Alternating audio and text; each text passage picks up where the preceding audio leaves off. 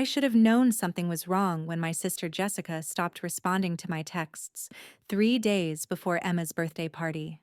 But I was too busy folding 100 origami butterflies and testing the chocolate fountain to notice the silence creeping through my family group chat. Emma turned 7 on a Saturday in October, and she'd been planning her butterfly garden party since January. According to YouTube analytics, 99.3% of viewers are not subscribed. That's a huge number. By subscribing the channel that is completely free, you'll help support the channel and never miss fresh content. She'd drawn pictures, created guest lists, changed her mind about cake flavors 17 times, and finally settled on a lemon lavender cake that cost me 3 bakery consultations to get right. The party wasn't just another birthday, it was her first real celebration since the divorce, the first time she'd felt excited about anything in months. "Is Aunt Jessica bringing her butterfly face paint kit?" Emma asked me the morning before the party, her gap-toothed smile radiant. "She promised." "Of course, sweetheart," I said, ignoring the knot forming in my stomach. Jessica hadn't confirmed anything. I'd invited 23 people: my parents, my 3 siblings and their families, my ex-husband's mother, who actually still liked me, and Emma's closest friends from school. I'd rented the community center's garden pavilion for $300, hired a butterfly specialist to do an educational presentation for $250, ordered custom invitations, bought decorations, planned games, and yes, splurged on that ridiculous chocolate fountain Emma had been dreaming about. Total cost? Just over $4,000. For a single mother working as a dental hygienist, that was 2 months of careful budgeting, skipped lunches, and extra Saturday shifts. But Emma's therapist said she needed something to look forward to, something to feel special about after watching her father move across the country with his new girlfriend. So I made it happen. The party was scheduled for 2 in the afternoon. At 1:30, Emma was in her butterfly wings, purple dress and flower crown, practically vibrating with excitement. At 1:45, the school friends started arriving. At 2 o'clock, I checked my phone. Nothing from my family. "Where's Grandma?" Emma asked, scanning the arriving guests. "Probably running late," I said, my voice artificially bright. By 2:30, the butterfly specialist was halfway through her presentation, and my phone finally buzzed. My mother. "So sorry, honey. Your father isn't feeling well. We can't make it today. Tell Emma happy birthday." My stomach dropped. I texted back. "Is he okay? Should I come by later?" No response. Then Jessica. "Sorry, Mel, the kids came down with something. Can't risk spreading it. XOXO. My brother Marcus. Emergency at work. Sorry, sis. My youngest sister, Tara. Migraine. Tell Emma I love her." 4 separate cancellations in 5 minutes. 4 different excuses, all at the exact same time. I stood there, phone trembling in my hand, watching Emma laugh as a monarch butterfly landed on her outstretched finger, completely unaware that not a single member of my family had bothered to show up. Not one. My ex-mother-in-law Patricia sat on a bench, looking uncomfortable. She leaned toward me. "Did I miss something?" she whispered. "Where's your family?" "Sick," I managed. "All of them. Different things." Patricia's expression told me she didn't believe it either. I made it through the party on autopilot. I smiled. I served cake. I helped kids catch butterflies. I took pictures. And when Emma asked where everyone was, I lied smoothly. Grandma and Grandpa weren't feeling well, and Aunt Jessica's kids got sick. But they all sent their love. "Did they send presents?" she asked innocently. "They'll give them to you later, baby." After the party, after I'd driven Emma home and she'd fallen asleep in the car, exhausted and happy, I sat in my driveway and let myself cry. Quiet, angry tears that I'd been holding back for hours. Then I did something I probably shouldn't have. I drove past my parents' house. Every light was on. 3 cars in the driveway, including Jessica's minivan. Through the front window, I could see people moving around, laughing. My father, who was supposedly too sick to come, was grilling on the back patio. They weren't sick. None of them were sick. They just hadn't come. I drove home shaking, my hands gripping the steering wheel so hard my knuckles went white. That night, I posted a photo on Facebook. Emma in her butterfly wings, beaming, surrounded by her school friends. Caption: Thank you to everyone who made Emma's 7th birthday so special. She felt so loved today. Passive-aggressive? Maybe. But I was drowning in hurt and confusion, and I needed them to see what they'd missed. The next morning, I woke up to a text from my mother. We need to talk. Family meeting at our house today at 3. No apology. No explanation. Just a summons. I got a babysitter for Emma and drove over, my heart pounding with a mixture of dread and anger. When I walked into my parents' living room, everyone was there. Mom, Dad, Jessica with her husband Tom, Marcus with his wife Lindsay, and Tara with her boyfriend Kyle. Sit down, Melissa, my father said, his tone formal. I remained standing. Why didn't you come to Emma's party? An uncomfortable silence. Then my mother sighed. We've been wanting to talk to you about your choices. My choices? Jessica jumped in, her voice syrupy with false concern. Mel, we love you, but we can't keep enabling your financial irresponsibility. $4,000 on a birthday party? For a 7-year-old? That's insane. I stared at her. How do you even... You posted about it in the family chat, Marcus said. The fancy bakery, the specialist, the venue. We added it up. So you decided not to come? Without telling me? We're staging an intervention, Tara announced, as if she'd just discovered a new therapy technique. You're living beyond your means, and we can't watch you self-destruct. We decided together that we wouldn't participate in your overspending. My mother nodded. It's for your own good, sweetheart. You need to learn to be more practical. I couldn't breathe. An intervention? You staged an intervention by ghosting a 7-year-old's birthday party? Don't be dramatic, Jessica said. She's a child. She doesn't understand money. But you do. And you need to make better choices. Emma cried herself to sleep last night because she thought Grandma and Grandpa didn't love her anymore. I said quietly. That's what you taught her. That's your intervention. My father stood up. That's enough. We're your family, Melissa. We know what's best. I turned and walked out. For 3 days, I ignored their calls and texts. I focused on Emma, on work, on pretending my heart wasn't shattered. Then, on Wednesday, I got a text from Jessica. Family emergency. Need to talk. It's about Dad. My stomach lurched.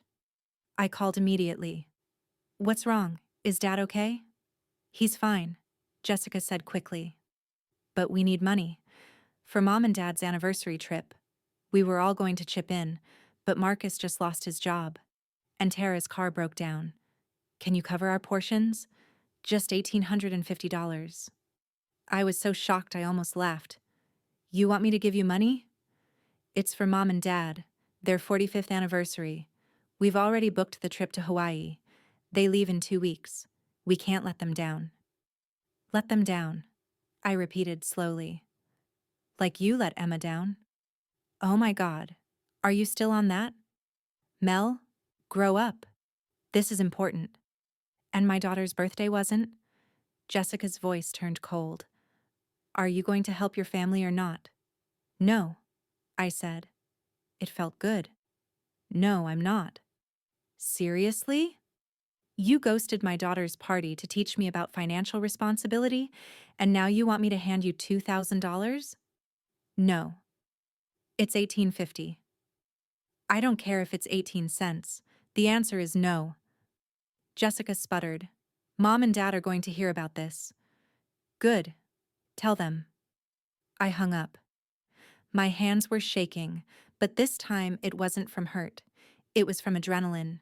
From finally standing up for myself. 20 minutes later, my phone exploded.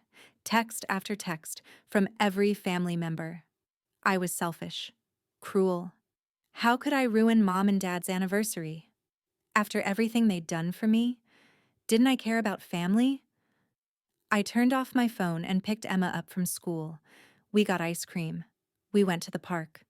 We had a perfectly normal afternoon while my phone, sitting silent in my purse, probably melted from the incoming rage.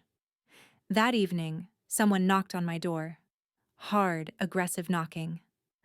I looked through the peephole and saw Jessica and Marcus. "Open the door, Mel," Jessica shouted. "We need to talk." "Go away," I called back. "We know you're in there. Just give us the money and we'll leave." "I said no," Marcus pounded harder. "You owe us this. After everything we've done for you. You didn't even come to Emma's party. That was a lesson. This is serious." I pulled out my phone to call the police, but before I could, I heard another siren approaching. Confused, I looked out the window. A police car was pulling up. Jessica had called them first. I opened the door just as two officers approached. Jessica immediately launched into a story. I'd stolen money from our parents. I was refusing to return it. I'd become unstable since my divorce. I was withholding funds that belonged to the family. "Ma'am, is any of this true?" the older officer asked me. "No," I said firmly. "I haven't stolen anything. They're asking me for $1,850 that I don't owe them." "It's for our parents' anniversary," Jessica shrieked. "She's ruining it." "Is there any legal obligation for her to pay this money?" the officer asked. Jessica hesitated. It's a family matter." "So no," the officer said flatly. He turned to me. "Ma'am, do you want to press charges for harassment?" I looked at Jessica and Marcus, at their entitled, angry faces, at the complete absence of shame or self-awareness. "Yes," I said. "I do." Jessica's mouth fell open. "You can't be serious." "You called the police on me for saying no. Yeah, I'm serious." The officers took my statement. Jessica and Marcus were warned about harassment and trespassing. As they left, Jessica screamed at me from the patrol car. "You're dead to this family. Dead." "Then I guess we're even," I called back. That night, Emma asked me why there was a police car outside. I told her the truth, a simplified version. Sometimes grown-ups have disagreements, but we're okay. We're safe. "Are Grandma and Grandpa mad at us?" My heart broke. "Maybe. But that's not your fault, baby. You didn't do anything wrong." "I miss them," she whispered. "I know. I do too." The next morning, I got a call from my mother. Her voice was ice. "You had your sister arrested?" "I filed a harassment complaint after she called the police on me for not giving her money." "That money was for your father and me." "Then maybe you should have asked me yourself. Or better yet, maybe you should have come to your granddaughter's birthday party." Silence. "Mom, do you even realize what you did?" Emma cried. "She thought you didn't love her. And you weren't sick. You were all at your house, together, deliberately excluding us. We were trying to teach you something. You taught Emma that family doesn't show up? Congratulations." "How dare you?" "No," I interrupted. "How dare you? You don't get to punish my daughter because you disagree with how I spend my money. Money I earned, by the way. And you definitely don't get to send my siblings to harass me at my home, scare my child with police cars, and then act like I'm the bad guy for saying no. You're choosing money over family. You chose judging me over loving Emma. This isn't about money. This never was." I hung up before she could respond. The fallout was nuclear. I was uninvited from Thanksgiving. My siblings blasted me on Facebook. I blocked them. My parents told their friends I'd had a breakdown. Jessica started a whisper campaign at church. But something unexpected happened. My ex-mother-in-law Patricia called. "I heard about what happened," she said. "Not the police thing. Everything. The party, the money, all of it. I'm sorry you got dragged into family drama. Don't be sorry. I called because I want you to know I think you did the right thing. And I want to tell you something." She paused. "After the party, Emma told me it was the best birthday she'd ever had. She said she felt like a princess. She didn't even mention that your family wasn't there until I brought it up. And even then, she just said, 'But all my friends came, so it was perfect.'" Tears burned my eyes. Patricia continued, "You gave that little girl a magical day, and then you stood up for yourself and her. That's not selfish. That's strength." "Thank you," I whispered. "You're a good mother, Melissa. Don't let anyone convince you otherwise." Over the following weeks, things stayed tense, but I also started receiving messages from unexpected sources. My Aunt Karen, my dad's sister, reached out. "Your mother told me what happened. She left out a lot of details. I'm on your side. A cousin I barely knew. Heard about the party situation. That was messed up. Just wanted you to know not everyone agrees with them." Even Tom, Jessica's husband, sent a brief text. "Sorry about everything." I told her calling the cops was too far. As weeks turned into months, I focused on building a new normal. Emma and I started new traditions, just the two of us. Movie nights, baking experiments, weekend adventures. Patricia became a regular presence, the grandmother Emma deserved. Then, in December, I got a letter. Handwritten, from my father. "Melissa, your mother and I went on our anniversary trip. We paid for it ourselves in the end. While we were gone, we had a lot of time to think. I want you to know that I understand why you're angry. I don't agree with how you've handled everything, but I understand. What we did to Emma was wrong. We were so focused on making a point to you that we forgot she's just a child. Your mother won't admit this, but she cried on our trip. She misses Emma. She misses you. Pride is a terrible thing, Melissa. It makes us do foolish things and then prevents us from fixing them. I'm not asking for forgiveness. I'm just asking you to know that we're sorry. Truly sorry. When you're ready, if you're ever ready, we'd like to try again. Love, Dad." I read the letter 3 times, crying harder each time. It wasn't perfect.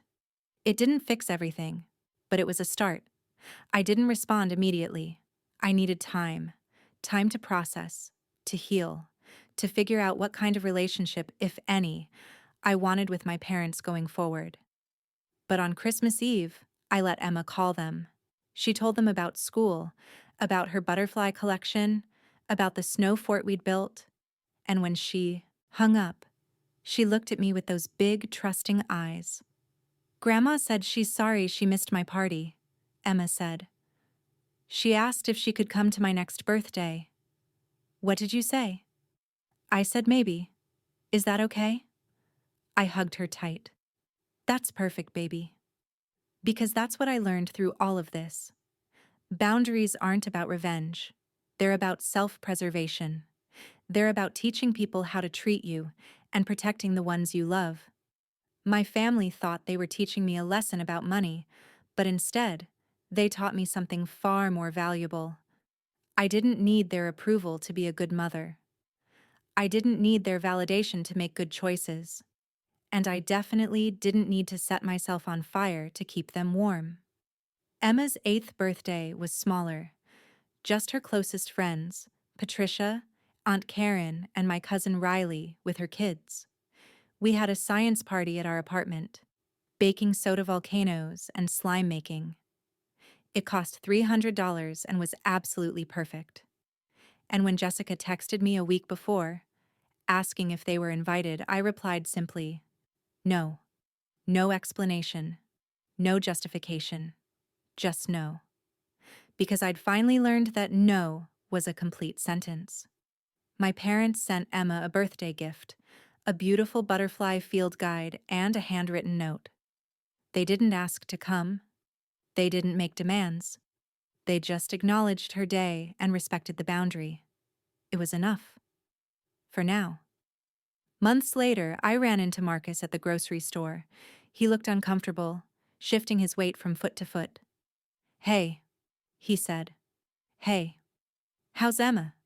"She's great. How's the job search?" "Actually, I found something. Started last month." "That's good. I'm glad." Awkward silence. "Look," he finally said. "What we did, the party thing, that was wrong. I knew it was wrong when we planned it, but I went along with it anyway. I'm sorry." I studied his face.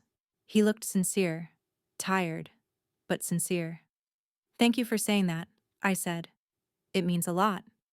"Are we okay?" "We're not there yet," I admitted. "But maybe someday?" He nodded. "Yeah, okay." As I drove home, I realized something. I wasn't angry anymore. The burning rage that had consumed me for months had cooled into something else. Acceptance. My family had hurt me, deeply. They'd betrayed my trust and my daughter's innocence. But holding on to anger was like drinking poison and expecting them to die. Setting boundaries didn't mean I hated them. It just meant I loved myself and Emma more. That evening, Emma was working on her homework at the kitchen table. She looked up at me with her father's blue eyes and my stubborn chin. "Mom?" "Yeah, baby?" "I'm glad we're a team." "Me too, sweetheart. Me too." And in that moment, sitting in our small apartment with bills on the counter and dinner burning slightly in the oven, I realized I'd won. Not by getting revenge, not by making them suffer, but by choosing us, by choosing peace, by choosing to build a life where Emma knew she was valued, celebrated, and protected, no matter who showed up or didn't. My family ghosted Emma's party, demanded money, and called the police when I set a boundary. But in the end, they taught me the most valuable lesson of all. Sometimes the family you need isn't the one you're born into.